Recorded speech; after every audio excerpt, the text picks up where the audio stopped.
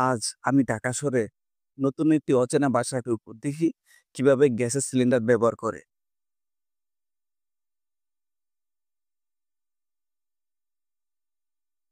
ভালো আছেন? আবার কি রান্না করতেছেন আজকে? এই মাছ রান্নাছি। ও আচ্ছা। আপনাদের লাইন গ্যাস না সিলিন্ডার গ্যাস? সিলিন্ডার গ্যাস না? আচ্ছা ঠিক আছে। আসেন দেখি।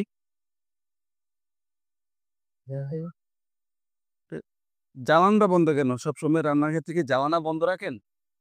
হ্যাঁ? খোলা থাকে? তাহলে আজকে বন্ধ না? আপনি কি জানেন কিছুদিন আগে ঢাকার সাভার আশুলিয়াতে গ্যাস বিস্ফোরণ হয়ে একই পরিবারে ১১ জন আহত হয়েছে? জানেন? না, আচ্ছা। আমি আপনাকে জানাতে এসেছি যে কিছুদিন আগে আমাদের ঢাকা সাভার আশুলিয়াতে, হুম?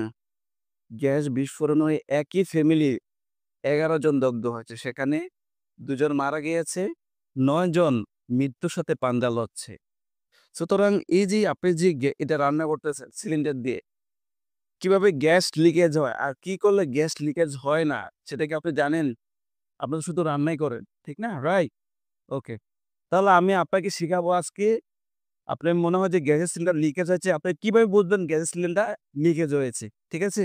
উম এই যে এখানে একটা সেফটি লক আছে। গ্যাসের সিলিন্ডারের সাথে একটা সেফটি লক আছে। ঠিক আছে? যদি আপনি মনে করেন এটা লুজ, হ্যাঁ? বা এটার পেছনে এই যে চুলার পেছনে একটা গ্যাসের সিলিন্ডারের একটা বাল্ব রয়েছে। বাল্বের পেছনে একটা সেফটি লক আছে। এটা যদি লুজ হয় তাহলে গ্যাস বের হয়ে আপনার নাকে লাগবে। তখন বুঝবেন যে আপনার গ্যাস বের হচ্ছে। তখন সাথে, সাথে আপনি কি করবেন?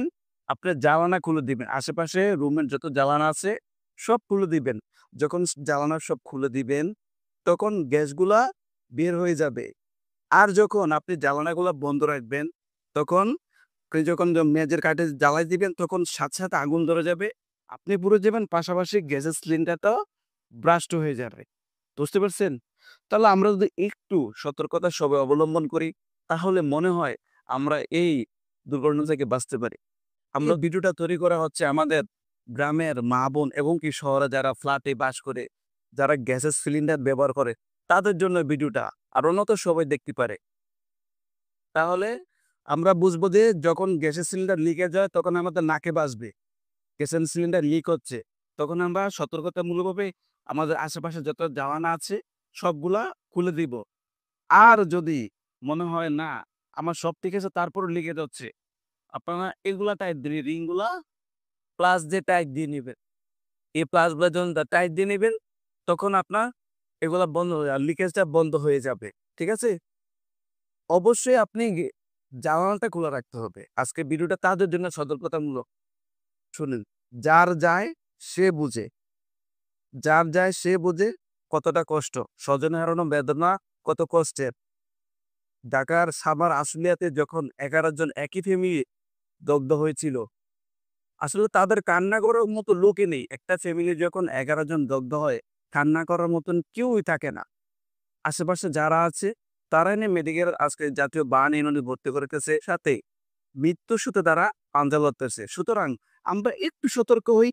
একটু সতর্ক হলে আমার গ্রামের মা-বোন এবং কি শহরের যারা আছে বসবাস করতেছে তারা এই বিস্ফোরণ থেকে আমরা বাঁচতে পারি এবং এই অবাঞ্ছিত ঘটনা থেকে আমরা বাঁচতে পারি।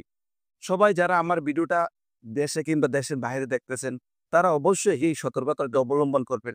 দেশের যে পাইপ আছে, এই পাইপটার ২ টা যে রিং আছে, রিংগুলো আমরা একটু টাইট দিয়ে দিলে হয়ে যায়। আর জানালাগুলো অবশ্যই আপনারা খুলে দিবেন।